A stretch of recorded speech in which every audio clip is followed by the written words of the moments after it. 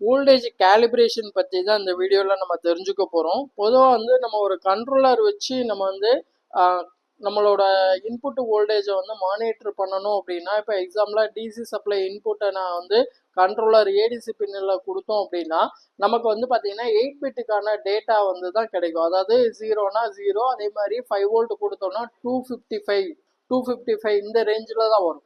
நம்ம வந்து ஒரு டிசி வோல்டேஜை மெஷர் பண்ணும்போது அந்த இடத்துல வந்து பார்த்தீங்கன்னா ஒரு 5 வோல்ட் கொடுக்கும்போது எனக்கு எக்ஸாக்டாக 5 வோல்ட் அப்படின்றது வரணும் அப்படின்னா அந்த இடத்துல வோல்டேஜ் கேலிப்ரேஷன் வந்து நம்ம பண்ணுற மாதிரி இருக்கும். ஸோ அந்த வோல்டேஜ் கேலிப்ரேஷன் தான் நம்ம என்ன பண்ணியிருக்கோம் அப்படின்னா இந்த இடத்துல வந்து பண்ணியிருக்கோம். ஸோ இங்கே வந்து பார்த்தீங்கன்னா ஒரு கண்ட்ரோலர் யூஸ் பண்ணி கண்ட்ரோலரில் நம்ம வந்துட்டு எல்சிடி டிஸ்பிளே மூலமாக எவ்வளோ வோல்டேஜ் அப்படின்னு சொல்லிட்டு டிஸ்பிளே பண்ணுறோம். இங்கே ஒரு டிசி மிஷின் வச்சு இங்கே 3.2 வோல்டேஜ் அப்படின்றத நான் செட் பண்ணியிருக்கேன். ஸோ இங்கேயும் சேம் அதே மாதிரி 3.2 வோல்டேஜ் அப்படின்றது நமக்கு காமிக்குது. இப்போ நான் வோல்டேஜை சேஞ்ச் பண்ணேன் அப்படின்னா ஸோ வோல்டேஜை நான் என்ன பண்ணுறேன் அப்படின்னா 1.2 வோல்டேஜாக மாற்றுறேன். இங்கேயும் எனக்கு என்ன ஆகுது அப்படின்னா 1.2 வோல்டேஜ் அப்படின்றது டிஸ்பிளே ஆகுது. அதே மாதிரி இப்போ வந்து பார்த்தீங்கன்னா அகைன் வந்து வோல்டேஜை நான் என்ன பண்ணுறேன் அப்படின்னா சேஞ்ச் பண்ணுறேன்.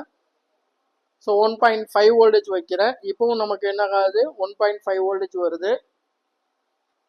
ஸோ இப்போ 2 வோல்டேஜ் வச்சுருக்கோம். ஸோ இங்கேயும் நமக்கு வந்து 2 வோல்டேஜ் அப்படின்றது காமிக்குது. ஸோ இப்போ அது வந்து 3 வோல்டேஜ். ஸோ இங்கே வந்து 2.9 வோல்டேஜ் வச்சுருக்கோம். இங்கேயும் நமக்கு வந்து 2.9 வோல்டேஜ் அப்படின்ற மாதிரி காமிக்குது. அப்போ பொதுவாக வந்து இந்த வோல்டேஜ் கேலிப்ரேஷன் அப்படின்னு சொல்லக்கூடிய விஷயம் வந்து நம்மளோட கண்ட்ரோலரில் நம்ம பண்ணலைன்னா இந்த மாதிரி நம்ம வந்து எக்ஸாக்டான வோல்டேஜ் டிசி வோல்டேஜை என்ன பண்ண முடியாது அப்படின்னா மெஷர் பண்ண முடியாது. அப்போ வோல்டேஜ் கேலிப்ரேஷன் அப்படின்னு சொல்லக்கூடிய விஷயம் வந்து பார்த்தீங்கன்னா நம்ம கால்குலேட் பண்ணி தான் ஒரு மைக்ரோ கண்ட்ரோலரில் எக்ஸாக்டான வோல்டேஜை நம்ம டிஸ்பிளே பண்ண முடியும்.